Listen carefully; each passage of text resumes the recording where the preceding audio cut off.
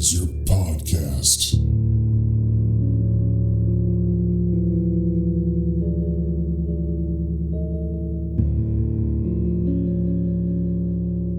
Hey there, everybody, and welcome back. Before we get into the episode, just want to let you know that this is the free version of the podcast, and all that means is that we are way behind where I'm at in Patreon. So if you are loving this podcast and you need more John Constantine in your life, definitely go check us out at patreon.com/planes, trains, and comic books and sign up for the Hellblazer tier, where you'll get access to the entire Hellblazer library that I've recorded so far.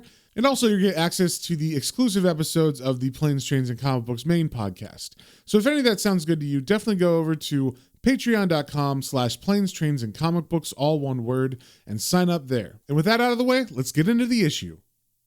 Today we are reading Hellblazer number 25. And just a little heads up before we get started, there definitely is violence in this issue, specifically towards children or babies, and also towards animals, specifically dogs. So if you have an issue with that, just be aware that that is going to be in this. And just a little catch up on what was going on last time.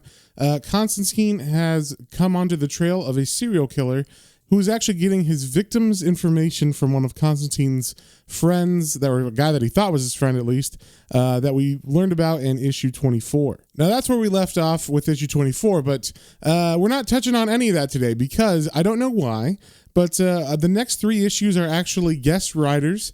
We have Grant Morrison writing the next two issues, so issue 25 and 26, and we have Neil Gaiman on issue 27. So for all you Neil Gaiman fans who are patrons, I know you're out there, that should be pretty cool. I actually remember that issue being pretty awesome.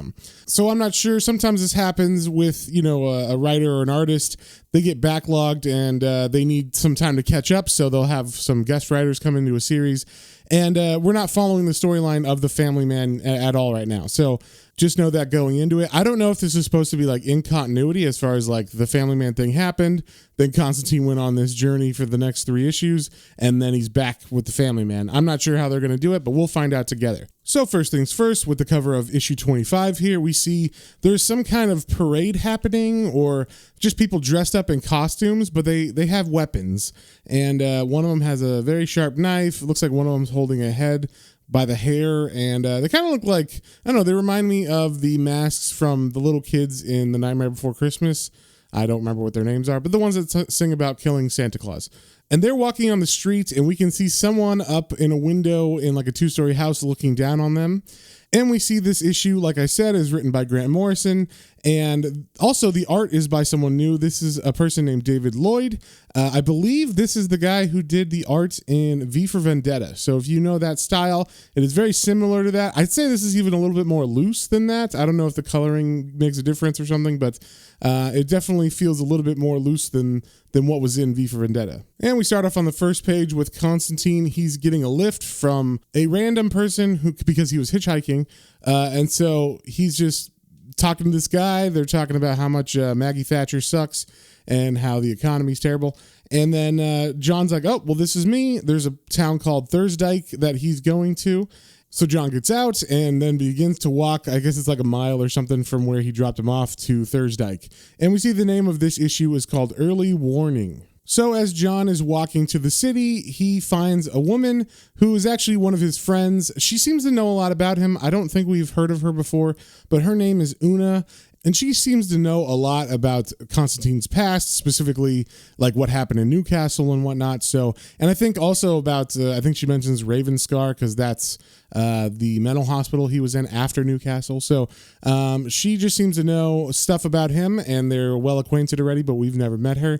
And she is talking to him, and it seems like they have potentially a romantic relationship because he gets awfully close to her as they say hi and whatnot. But she's taking pictures of some kind of factory that's on the hillside while she talks to him. And that's where we find out that she sent him a letter telling him about some kind of pagan festival that's happening in the town called Thursdyke. And so that's why he came here in the first place, just because he got like a letter from her inviting him to this cool pagan festival that apparently hasn't happened for a while. I guess the town was super religious, but it seems like they're trying to get some tourists in the area and bring some business back to this dying town. So the first thing that Una and John do, as you would if you're John Constantine, you got to go get yourself a pack of cigarettes because you smoked them all already on the way to Thursdyke. And so he goes to like a corner shop, and we see there's like people already starting to dress up like kind of like Halloween or something. I'm not sure what the pagan ritual is that they're kind of celebrating.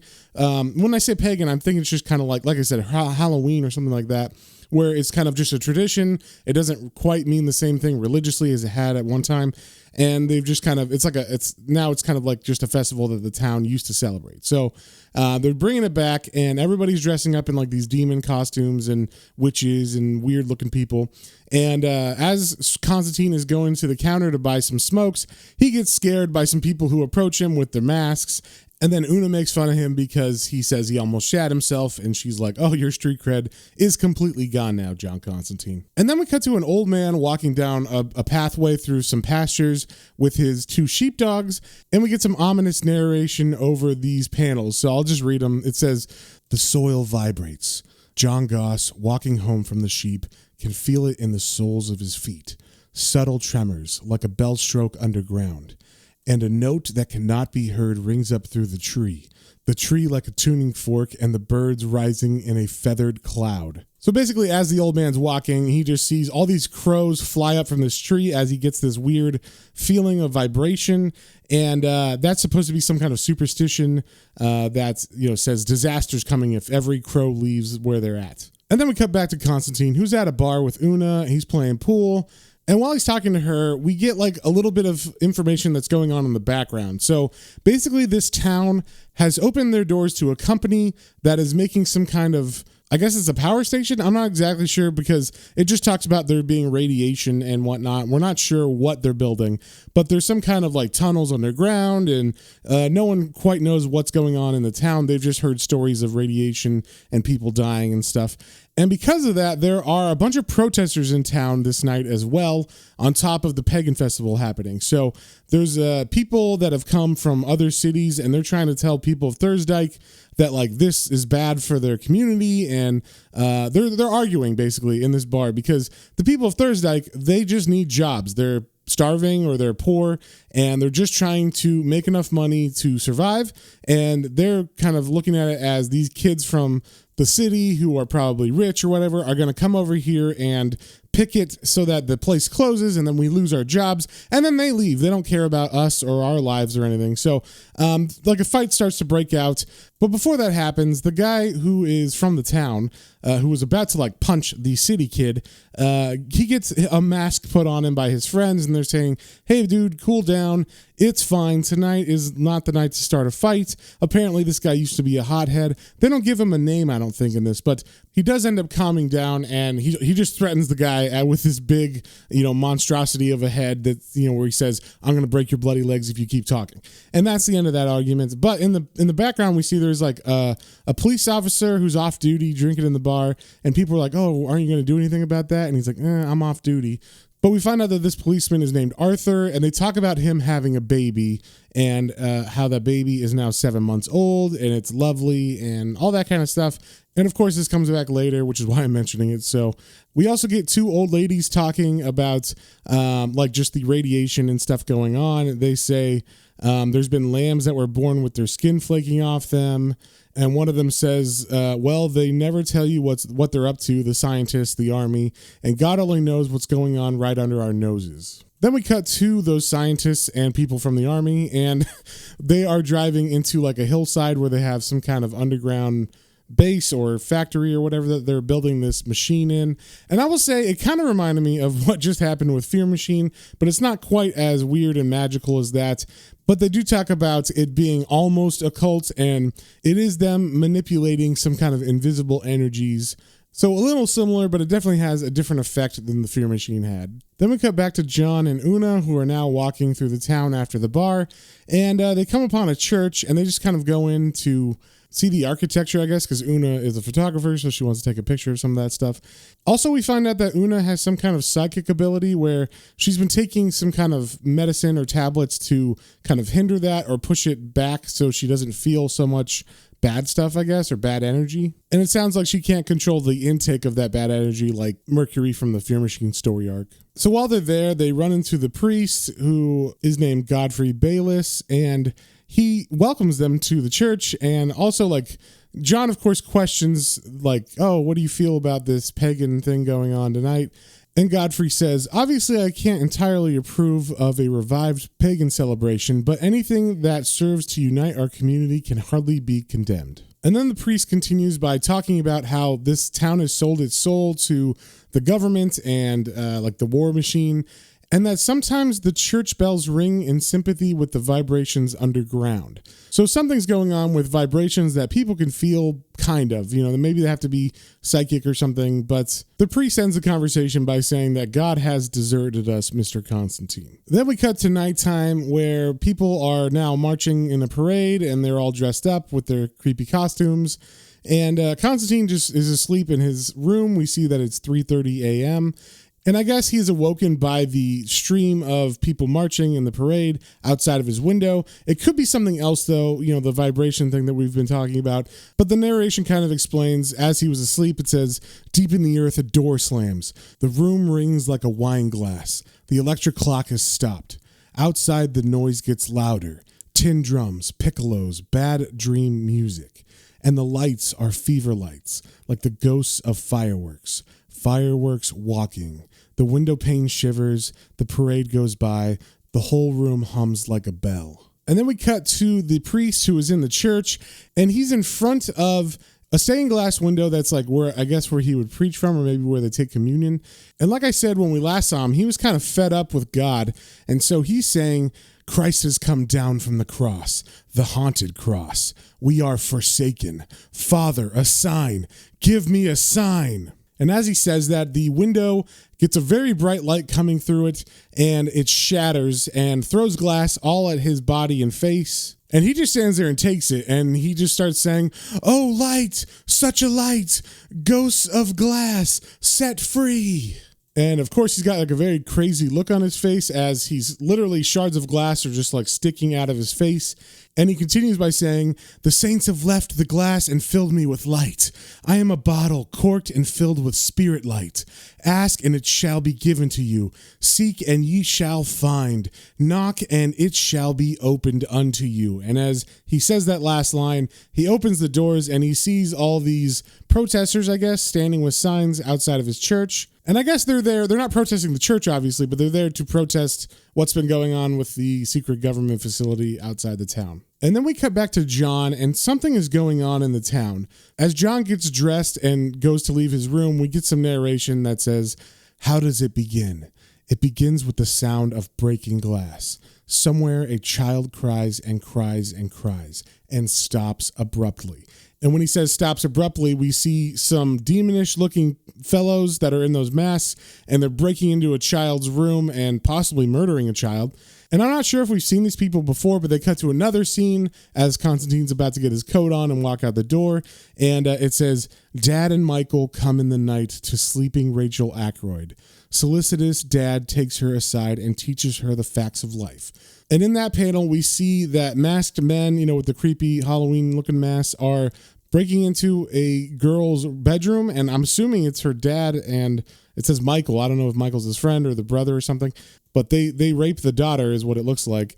And then as Constantine begins to walk out the door, the narration continues, Mr. Bone the Butcher grunts and snuffles and wets his razors, while pinned to a slab of marble, dreaming of makeup and miniskirts, Billy begs for castration. So we see the butcher who's wearing a pig mask sharpening his knives, and it looks like a bunch of men that are also wearing masks are holding this kid down who doesn't look very scared. He looks like happy or something as they're about to cut his dick off. And as John reaches the entrance door of his hotel, we see the narration say, and someone counts to 10, and the parade goes by. Nursery rhymes, screams of ecstasy and of pain, broadcasts on inaudible frequencies, dissonant music, a great orchestral swell of noise. It is the music of transfiguration, and the devil, as always, has the best tunes. And then we cut to the scientists who are in the military facility underground, and we see one of them saying, I did it. Somehow I just couldn't stop myself. I had to test the equipment. I bombarded the town with microwaves set to resonate with the 10 hertz frequency of the human brain. all those unconscious desires and fears and repressed longings set free. I've woken the sleeping giant. What have I done? And the shot of his face doesn't look like he regrets it. He definitely has like an evil look, like an evil scientist. He's got the whited out glasses, and it's like an upshot of his face in shadow. So it's pretty creepy. He looks like an old Fleischer cartoon with Superman or something, like with an evil mad scientist. But he is watching a TV that shows the frequency, I'm thinking. It doesn't show what's going on in the town. So I don't think he knows exactly what's going on in the town with the people. Then we cut to the house of that police officer from the bar who just had his baby. And he's walking around the house with a baseball bat that's bloody, and he is dressed like a big baby, and he has a mask that looks like a baby. And he's yelling, I warned you. I bloody warned you, didn't I? And now look what you made me do, you silly cow. And then we see his wife, who is naked and beaten to death in the living room, I'm assuming. And he continues to yell, saying, you loved him more than me. You did. And now look where it's got you. There's only room for one baby in this family. Just the one. And then he talks in baby speech, which is very, very creepy. And he says, just the one ickle baby. And as he says that very creepy line, he is getting scissors out of a drawer, and he's walking up to his baby's crib, and he looks at the baby and says, right, you smug little bastard.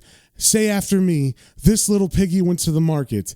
And he takes the baby's finger, and then we cut away. I'm assuming he chops off his baby's fingers and maybe kills his baby. Then we cut to that old man who was walking on the path with his dogs when he saw the tree of crows fly up, and it was a bad omen. And we get a shot from outside of his house. So there's one window lit and the rest of his house is dark.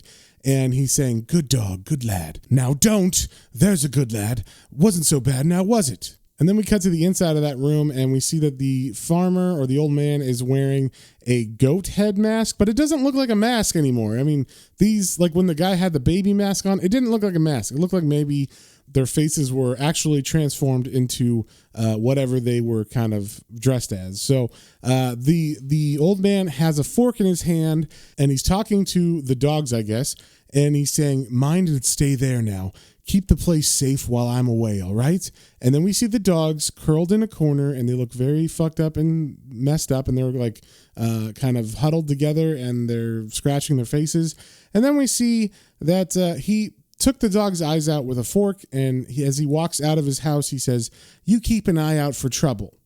And that is the end of this fucked up issue. So I apologize for the horribleness of this issue. If you have children or dogs and you love them, this one is definitely fucked up, but you can thank Grant Morrison for that. So if you guys have any comments, questions, or suggestions, you can email me at planestrains and comic books, all one word, at gmail.com, and we will see you on the next one.